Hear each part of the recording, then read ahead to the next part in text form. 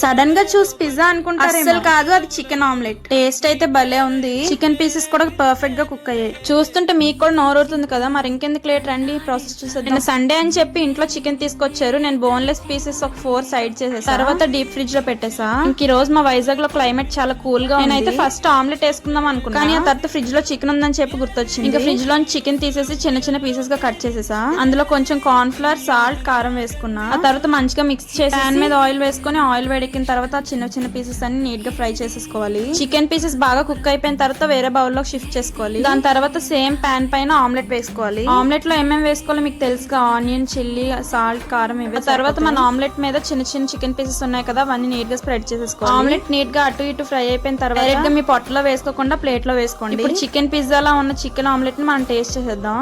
Taste అయితే మాత్రం అదిరిపోయింది అంతే. నాకు ఆమ్లెట్ కన్నా ఎక్కువగా పైన చికెన్ పీసెస్ బాగా నచ్చాయి. మీరు కూడా ఆమ్లెట్ ఎప్పుడు రొటీన్ గా కాకుండా ఎప్పుడైనా ఇలా ట్రై చేయండి. చాలా please do subscribe for more food videos.